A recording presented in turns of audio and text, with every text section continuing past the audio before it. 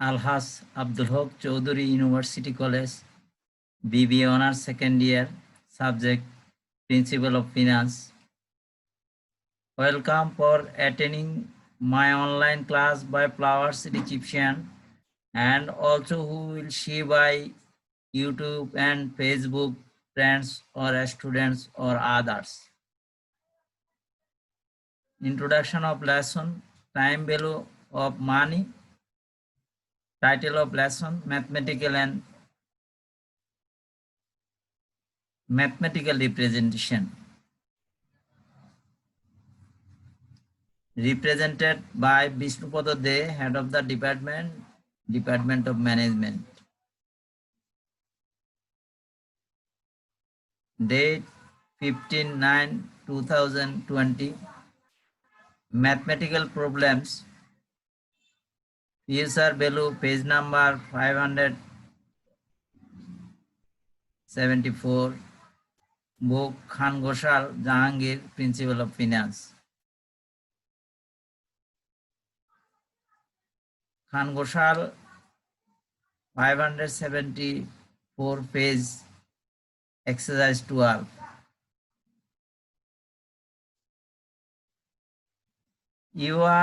You invested taka 24,000 at 10% interest rate for 5 years in the Sonali Bank.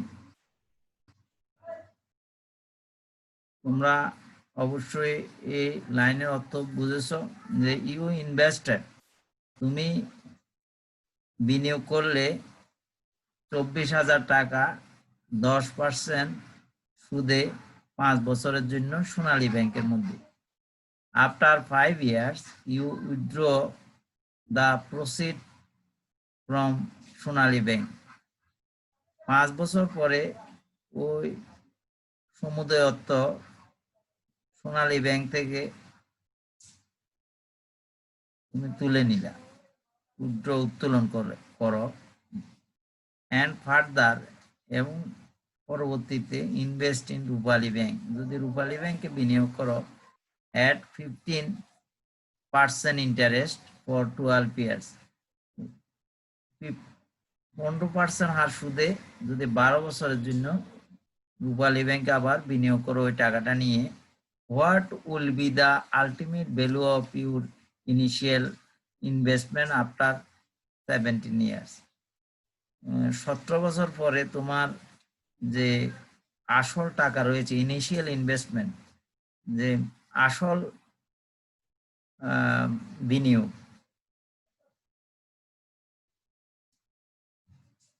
17 বছর পরে কততে পরিণত হবে? Initial investment after 17 years। এখন এই প্রশ্নের মধ্যে অনেকে এটি ভুল করতে পারে যে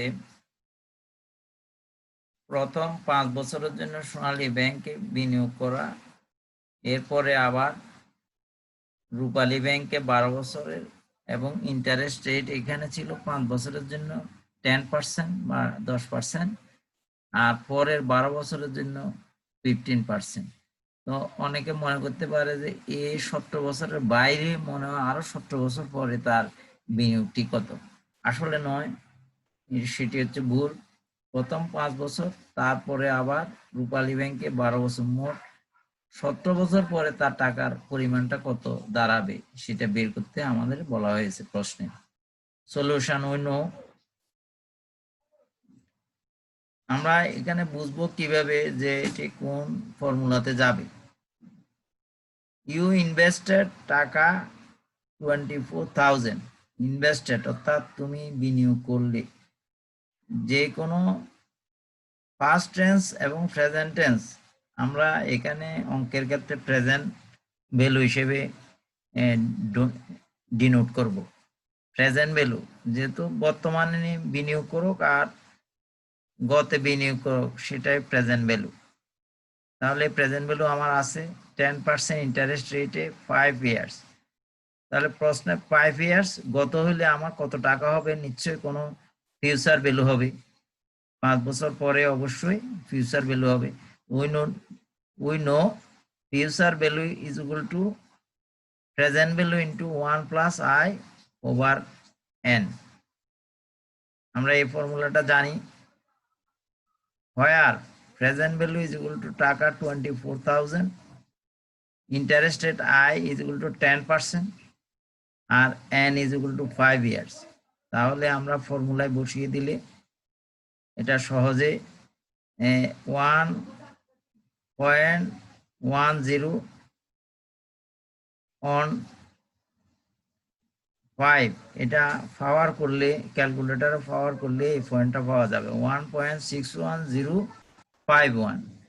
এর সাথে গুণ করলে আমরা 38,652.24 এই টাকাটা আমরা 5 বছর পরে আফটার 5 ইয়ার্স টাকা 38,652.24 can be gotten from Sonali bank. Sonali bank থেকে এটা পাওয়া যাইতে পারে। এগেইন আবার আমরা 12 ইয়ার্স এর জন্য বিনিয়োগ করব 15% ইন্টারেস্ট রেট। তাহলে future value is equal two present value into 1 plus I over n, where present value is equal to টাকা 38,652.24, interest rate is equal to 15%, অনেকে এটাই ভুল করে, 15% is equal to 0.15, এটা 15% মানে 100 দিয়ে 15 কে ডিভাইডেড করলে আমরা 0.15 পাবো। এটাই আমাদের ফর্মুলায় বসাতে হবে। n is equal to 12। তাহলে আমরা মান বসিয়ে দিই, প্রেজেন্ট ভ্যালু 38,652.24 ইন্টু 1 প্লাস 15% হলো 0.15 ওভার 12 ইয়ার্স। তাহলে আমরা 1.15 অন 12, আমরা ক্যালকুলেটরে একটা ফাংশন রয়েছে, ফাংশনে আমরা এই পয়েন্টটা বের করে নেব। সেই পয়েন্টটা বের করলে 5.350250 আমরা এর সাথে গুণ করলে টাকা হবে 2,06,799.15 টাকা 6,799.15 will be the ultimate value of your initial investment after 17 years। আমরা এই কথাটা এখানে থেকে আমরা নিতে পারি। অনেকে ইংরেজিতে দুর্বল, এই জন্য অনেকে মনে করে আমি ইংরেজিতে লিখতে পারবো কিনা। হোয়াটের জায়গায় আমরা টাকাটা বসাই দেব, টাকা 2,06,799.15 will be the ultimate value of your initial investment after 17 years। তাহলে আমাদের উত্তরটা হয়ে যাচ্ছে। আমার ইংরেজি লেখাটাও ভালো হলো। এভাবে আমরা এটার সমাধান করব। আমরা আরেকটা সমাধান করব, খান ঘোষাল পেজ 574 এক্সারসাইজ 13। টাকা 10,000 is invested for 4 years at 5% interest. What will be the difference between simple interest and compound interest in this case? 10,000 টাকা বিনিয়োগ করা হয়, is invested for 4 years 4 বছরের জন্য at 5% simple 5% interest. What will be the difference?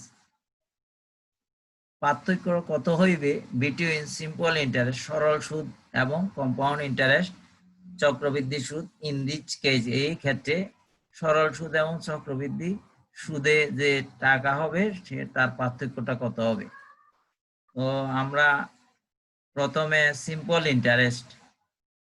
ইন্টারেস্টে আমরা সুদ বের করার সূত্র know simple interest is equal to PNR. আমরা চক্রবৃদ্ধি সুদে ইন্টারেস্ট রেটকে ধরবো আই আর সিম্পল ইন্টারেস্টকে ধরবো আর। তাহলে পিএনআর আসল গুণ সময় গুণ সুদের হার গুণ দিলে আমরা কিন্তু সিম্পল ইন্টারেস্ট মানে সরল সুদ পেয়ে যাব। পি মানে প্রিন্সিপাল অ্যামাউন্ট টাকা 10,000, এন মানে টাইম বা সময়, 4 আর rate of interest in simple interest 5% is equal to 0.05. So 10,000 into 4 into 0.05 আমরা এখান থেকে দুইটা পয়েন্ট গুণ করলে 0.2 পাবো, এর সাথে গুণ করে দিলে 2000, সিম্পল ইন্টারেস্ট 2000। তো আমরা সেমলি এটা compound interest again future value is equal two present value into 1 plus i over n, আমরা এই ফর্মুলায় এটা প্রয়োগ করব। এখানে present value 10,000 into 1 plus interest rate 5%, 0.05 over 4। তাহলে 10,000 ইনটু আমরা এই অংশটুকু 1.05 লিখতে পারবো। পাওয়ার করলে আমরা 1.215506 পাবো। আমরা গুণ করলে 12,155.06 টাকা পাবো। তাহলে এটা হলো সুদ আসল। তাহলে আমরা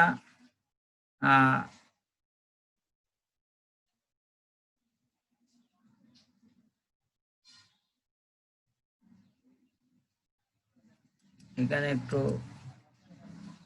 কম্পাউন্ড ইন্টারেস্ট হবে।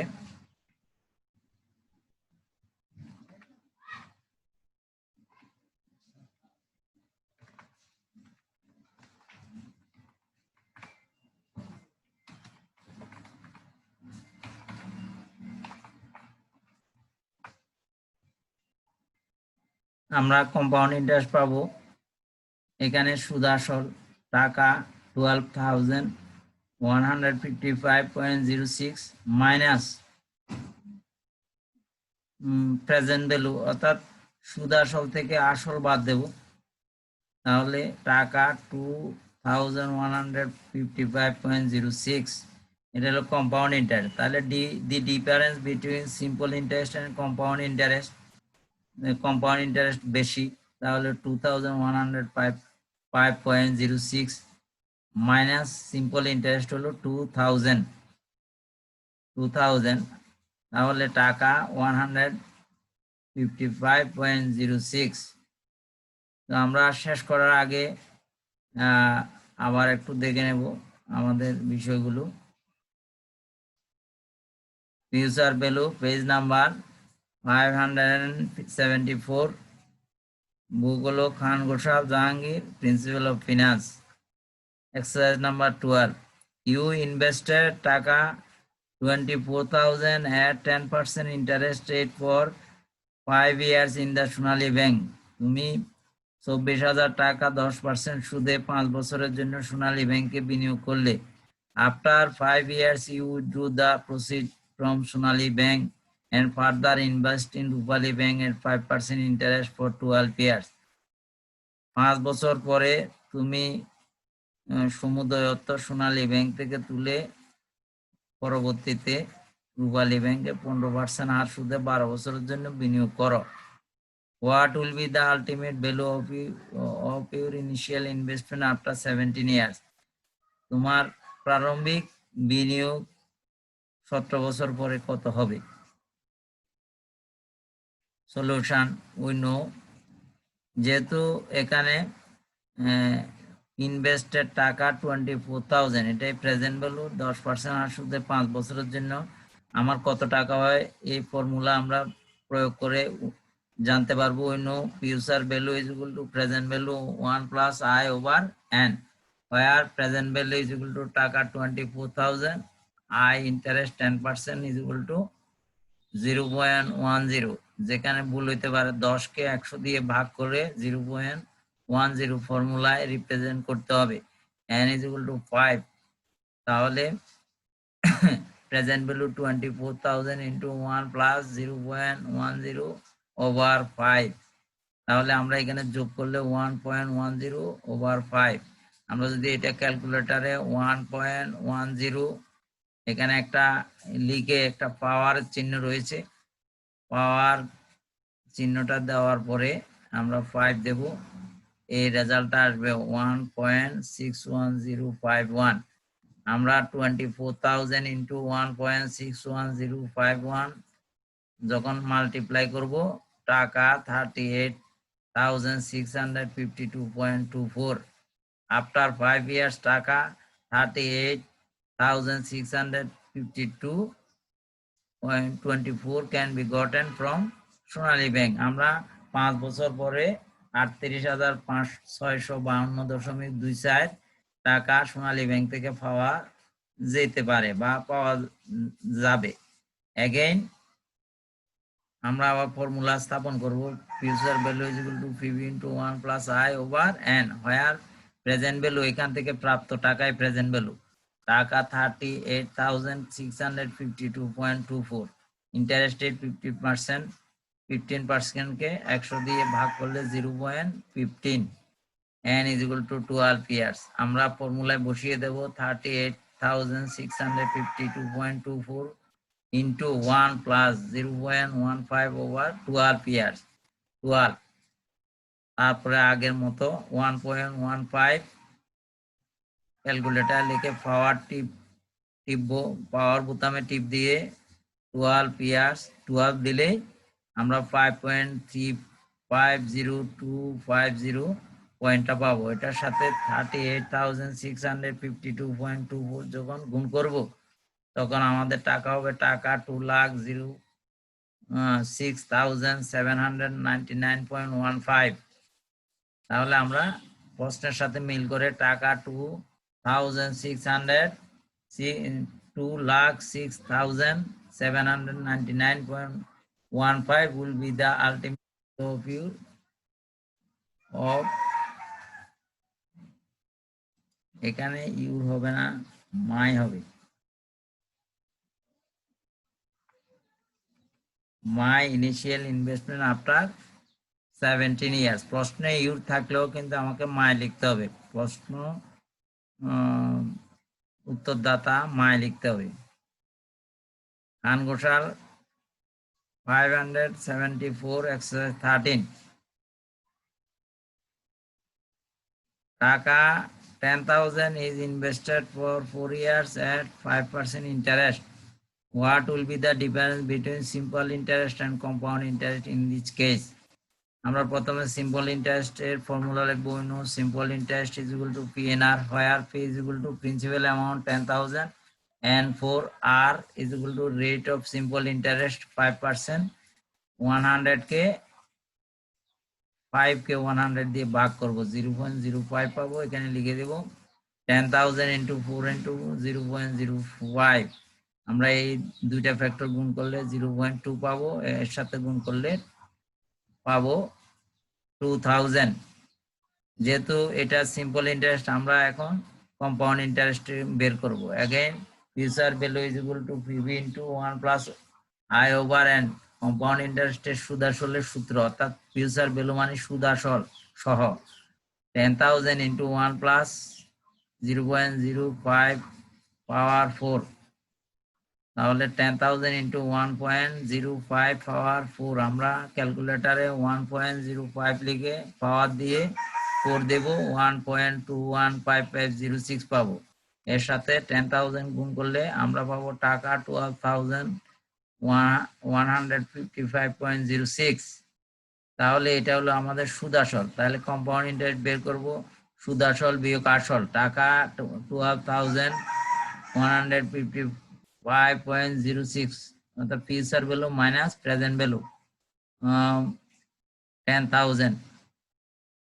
তাহলে we will get compound interest টাকা 2,155.06। আমাদের এখন ডিফারেন্স বের করে দেখাতে হবে। The difference between simple interest and compound interest will be টাকা 2,155.06 মাইনাস সিম্পল ইন্টারেস্ট 2,000। তাহলে আমরা পাবো টাকা 155.06। আমরা হোমওয়ার্ক করবো একটু চেঞ্জ করে।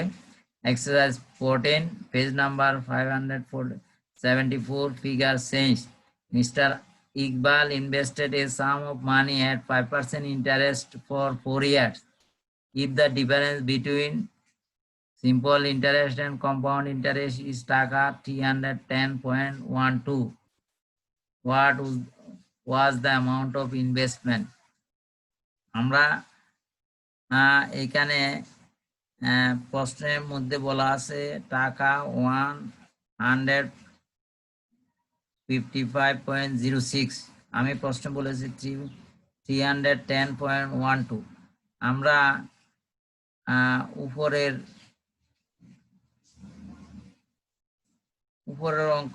অঙ্কটা যেভাবে প্রশ্নে দেওয়া আছে এক্সারসাইজে টাকা 155.06, এই ডিফারেন্সটা ডিফারেন্স ধরে অঙ্ক করলে এখানে ইনভেস্টেড টাকা 10,000 আসবে, কিন্তু আমি এটাকে দ্বিগুণ করে দিলাম 310.12। দ্বিগুণ করলে এটার উত্তর হবে 20,000 টাকা। কিন্তু কিভাবে হবে, হাউ টু